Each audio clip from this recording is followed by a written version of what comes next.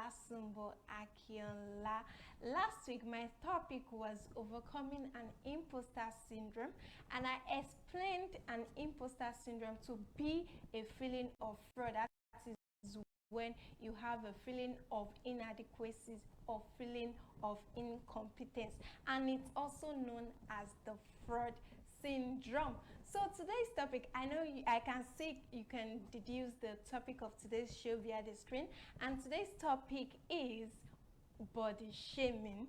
Today I'll be talking about body shaming and the insecurities I faced while I was growing up. I'll also be explaining how I was able to overcome the experiences, although I am still experiencing body shame, but I'll be explaining some of them, some hints on how to overcome body shaming. So if you find this show interesting, this is really for you.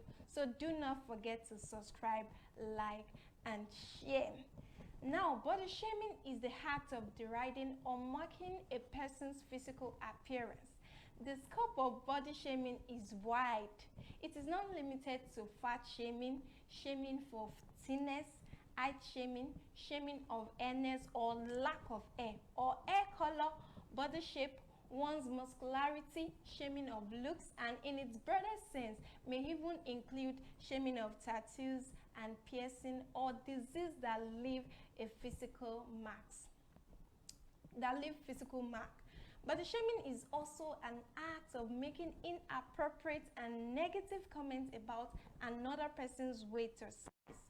Frequently, this is something that overweight people are subject to, but there is an increasing trend in criticizing those who look to screening. I believe everyone must have been body shamed, and I believe everyone body shames people. People body shame a lot.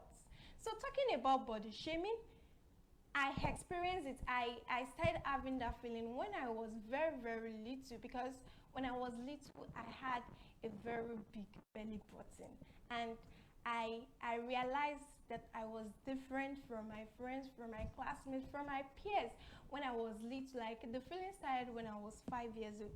That is when I get to my school and I will see my classmates, they'll start rushing just to touch my belly button, and my teacher herself, they touch it, family member touches it, everyone touches it, and they don't even call me by my name, they call me Sumbo.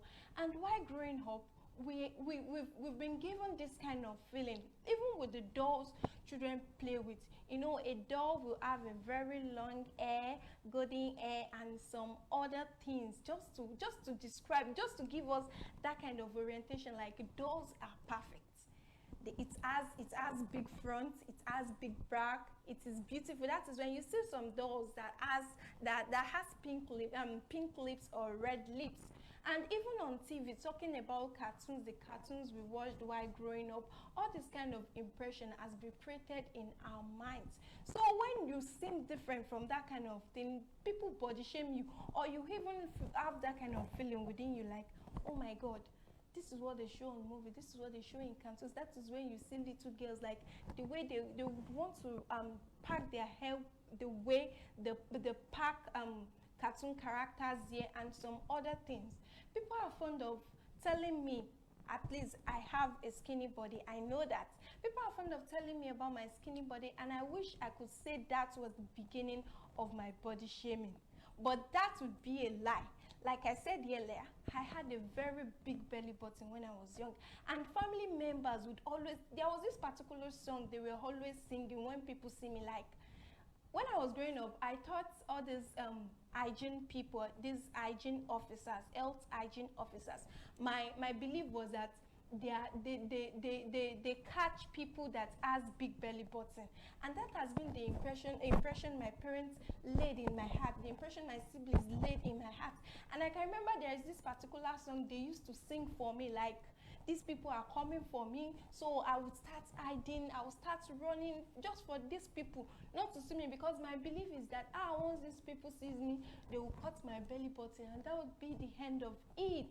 So while I was growing up, and that's attributed to some of my characters, because the only defense mechanism I had while growing up was to defend myself with my what? With my mouth. I would always give my classmates and friends' responses like that. They will come, they'll be like, Simba, let me touch your belly button. I'll be like, leave me alone, you're not serious. I'll beat you. I report it to Hansi. I'll report it to my sister.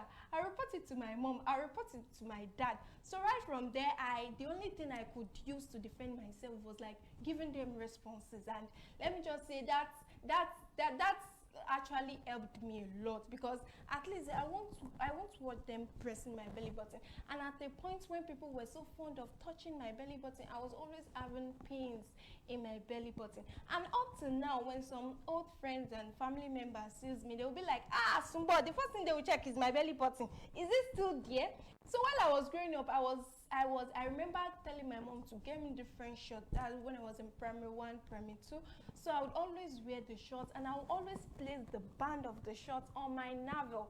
So by the grace of God, everything, like, it's reduced, and I can say by now, like, you won't even know I once had a big belly button. So talking about body shaming, there has always been a silent voice that tells us that we are not enough, and not enough, not obvious enough, not smart enough, and so on. Regardless of what comes, it takes full and embarrassing to continue. I remember then I used to cry a lot. Like, I was so different. In my school, I was the only young girl with a belly button, and I don't know. I felt so bad. It got to an extent when I was in primary 3, primary 4, primary 5. My mom tried to sell that belly button. I don't know. I don't think it works though. But it's just like Yoruba believes, or let's say our African believes, that they sell big belly button. Then we sold it like more than 5 times. This belly button refused to go. So that was just when I accepted my fate, and I was like, okay, just accept who you are. And I remember I used to tell my friends that it is as a young girl, additional gift. What I used to tell them. I used to tell them, instead of 2 gifts, God gave me 3. So I used to console myself. So body shaming triggered depression, anxiety, and eating disorders. People with a history of trauma, low self-esteem, and borderline personalities disorder are likely to self-harm due to body shaming. Also, I have another story of my I have another story regarding body shaming, and that is my collarbones. I really have a collarbone that is, I don't know, when I was young, I've had it since I was young too. So people would always approach me like, Sumbo, are you not eating? But see how you are skinny. See how thin you are. See your collarbones. This particular body shaming really affected me, because people started noticing when I was in S2, SS3, and then I was at the stage of puberty. People do always complain, like my male friends, my male classmates do, your collarbone, are you not eating? And to be funny, some of them are not even eating what I am eating, because something I'm very sure of is that I eat whatever I like, and my parents really tried when it comes to like feeding me. You understand?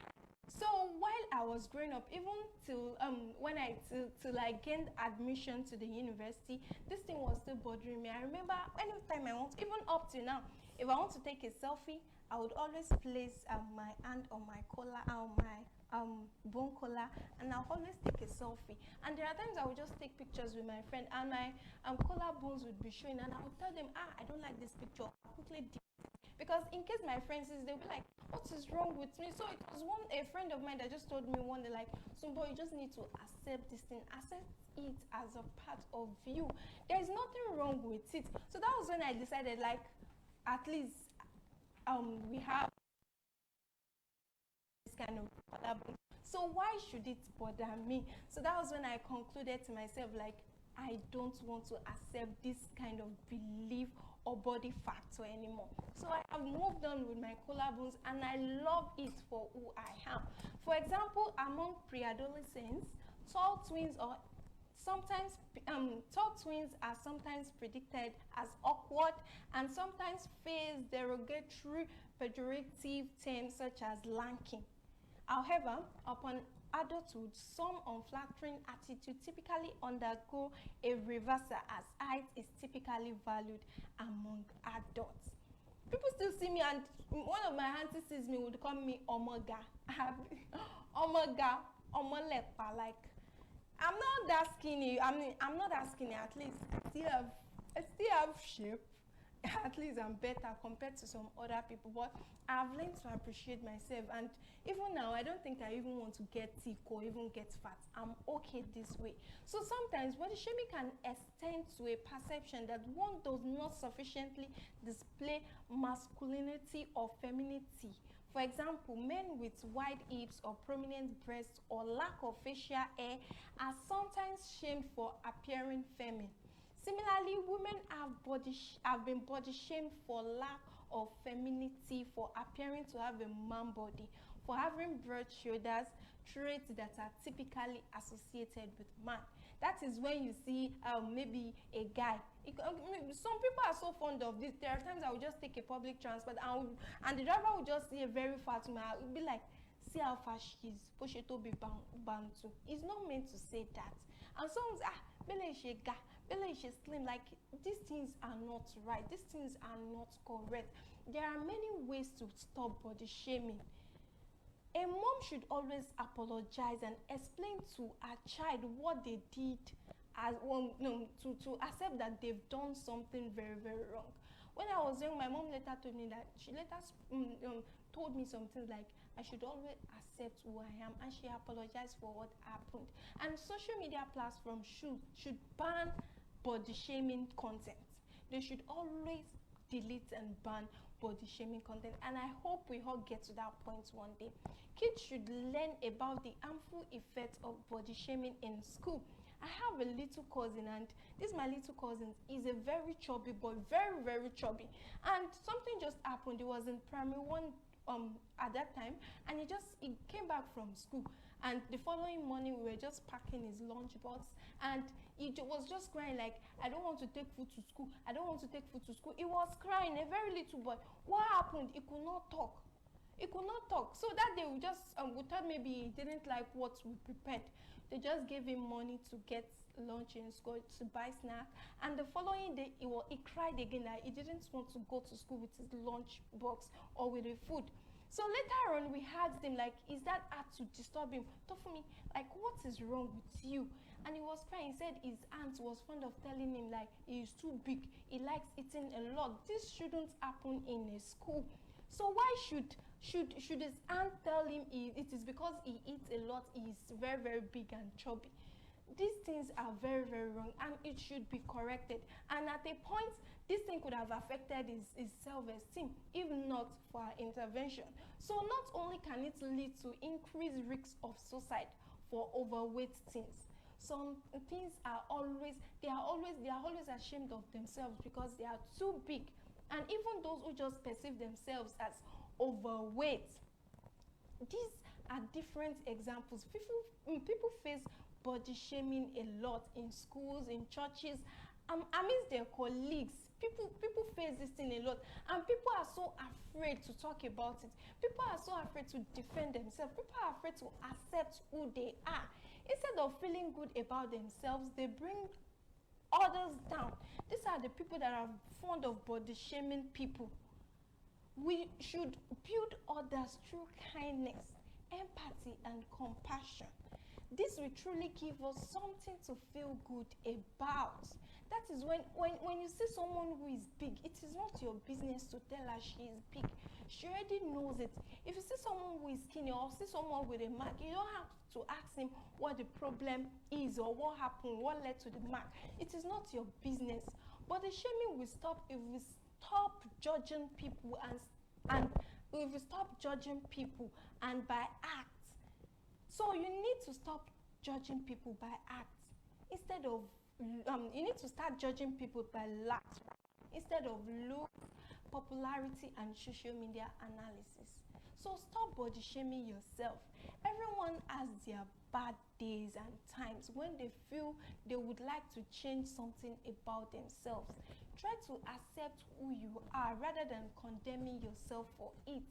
If you're around people who mourn about their appearance, rather than join them, just walk away. Walk away so that they won't just affect your own positive mind, the positive mind you've made up. Walk away. And also, don't join them. You may encounter or might have encountered body shaming regularly and be guilty of joining them, possibly without even realize it. The best thing you can do is to avoid making negative comments together. So when you are amidst people that are fond of body shaming people, you don't have to join them, just walk away. So body shaming manifests in many ways. The first way in which it manifests is criticizing your own appearance. You can start criticizing your own appearance through a judgment or comparison to another person. It can be like, I am ugly compared to my own. Okay, take for instance, now I have a little sister, and people might be telling me like, you are not fine. Your sister is prettier than you. Your sister is finer than you. So it starts. But shaming can start when I start to criticize my own appearance. When I tend to have this kind of belief that, okay, my little sister is prettier than me, so I'll start criticizing my own appearance to people's appearance and criticizing another appearance in front of them. When you criticize another people's appearance in front of them too is bad. With those things, you can never make such person get over body shaming. Also, criticizing another person's appearance with their knowledge. Like you just talk about someone, maybe talking about a friend of yours with other friends. Like, did you see what she wore today? Why must you condemn them? Whatever they wear, even if it's something that is not correct, you don't have to discuss it with other friends. You can just walk up to them and say it in a polite manner. No matter how this manifests, it often leads to comparison and shame and perpetuates the idea that people should be judged mainly for their physical features. Individuals with a history of trauma, depression, self-harm, low self-esteem, or borderline personality disorder are more likely to be affected by body shaming and potentially develop an eating disorder or engage in self-harm behavior.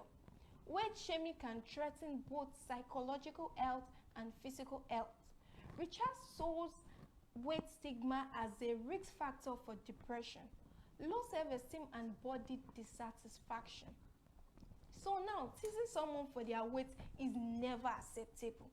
Do not accept it if you are being teased for your weight, and never tease someone for their weight, either skinny or fat. Never tease them. So now, what do you say to someone who is being body shamed? What to say to someone who is body shaming? If someone body shames you, what will you say to that person? So you first reply the person with a positive statement. Reply with something positive about their person or what they've said in the thread. Positive support can mean a lot at these times. For instance, you could say, I think your hair is amazing. The person have given you a negative comment. You can just reply with a positive comment. The person would even feel embarrassed, like, wow, I made a very bad remark about this person, but she chose to give me a positive one. Or you just tell them, I agree. Or you just look and just don't give them a reply. So how do you brush off body shaming? How do you brush it off? I'll be sharing some hints about how to brush off body shaming. The first thing is, do something that makes you feel happy. Spend time with people who love you for who you are. Sing at the top of your lungs in the shower. Do what makes you happy. Look yourself in the front of the mirror and tell yourself you are beautiful. Tell yourself you are kind. Tell yourself you are caring. Dance around the room. Feel on the top of the world.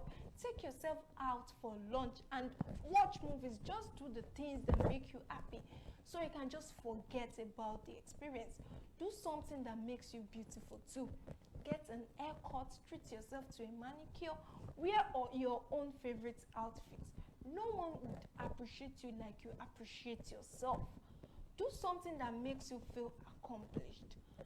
Do you love to run? Do you love to sew? Do you love to play chess? Do you love to tell jokes? Do you love to hang out with friends? Just do something that makes you feel accomplished. Do you love to write? Do something that makes you feel accomplished. The next is do something nice for others. People might give a negative remark about you, but that doesn't mean you should pass it on. Do something nice for others. Make positive remarks about them. Make positive remarks about other people. Pay it forward in the drive-through.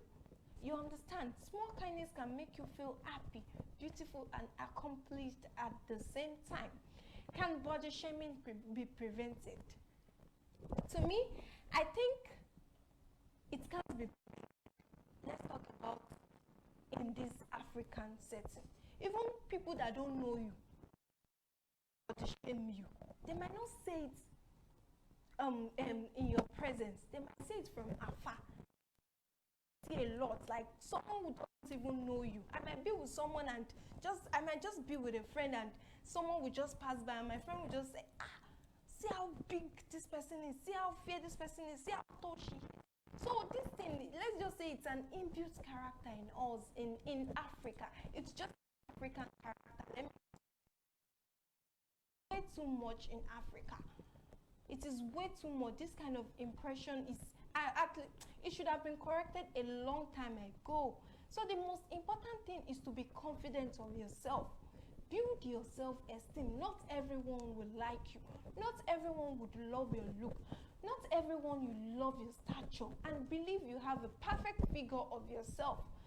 So other opinions or comments about your body should not matter to you. What not to say? How do you help someone struggling with weight, food, or body image issues? There are some things you are not meant to say for someone struggling with weight, food, or body issues. Do not become the person's food police. Do not say, do you think you've been eating too much? Do you think you shouldn't eat it? Do you think you shouldn't take shawarma? Is it your body? Is it your thickness? Is it your skinny? Like you judge such kind of people a lot. That is when you see someone who is thick or fat and the person is eating, be like, you are this fat and you are still eating 3 times a day. What is it a crime eating 3 times a day? So because she's fat now, she can't eat breakfast, lunch, and dinner. Do not use logic. Do not even use logic to tell them they are too fat or to tell them they are eating too much. Do not offer reassurance. The person already knows he is fat or she is fat, and you'll be like, I am not too fat, or just that you are fat. You are not too fat. Which one is you are not too fat? Just you are a bit fat. Why? Why the reassurance? Also, do not talk about their appearance. Is it your appearance? So let your business be your own business. Do not interfere in other people's business. And do not act like if you see someone with, maybe the person doesn't have a good working posture, it could have been as a result of an accident or something. Be like, why are you working like this? And how did you get this mark? So do not ask questions. Do not bring old memories. And there are some ways to respond to this fat shaming attitude around the home and at family functions. As I am, sometimes when I meet my whole families, they'll be like, I am still thin. And sorry. Oh, Tito Sorano. Oh, my teacher in school. You've graduated and you're still thin. What is your business? So, there are some ways in which you need to respond to this kind of remarks. Take care of yourself. Explain your point of view and how certain comments hurt. Just tell you don't like you the way you are.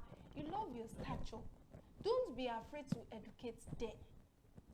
Try not to sympathize. That is when they tell you are too fat or you are too skinny and you let it get into you. You start thinking about it. You'll be like, tell me the things I can eat to get fat. Tell me the things I can eat to get taller. It's not necessary. Be patient. And so know that it is okay to get upset. You can get upset, but make sure you get yourself at the end of it. Just make sure you reassure yourself that you are fine. You are alright, you will be fine. So I don't know if you're in a situation where you feel so ashamed or insecure about yourself. I want to encourage you that whatever imperfection that you have is what makes you who you are. You need to stop focusing on your imperfection and start focusing on things that makes you stand out. Also, stop looking at your imperfection as a disadvantage and don't allow your idea of what you look like affect your self-esteem. I allowed it when I was little because I didn't know better, but now I have known it all.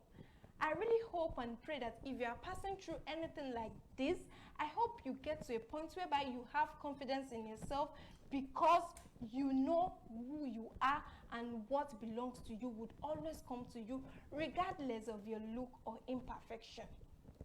I really hope I've been able to convince you that the people that body shame you are the ones that have problem and not you.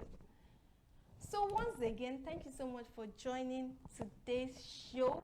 And if this video has really been of help to you, please make sure you give it a thumbs up and make sure you comment, and you can also share for others to enjoy.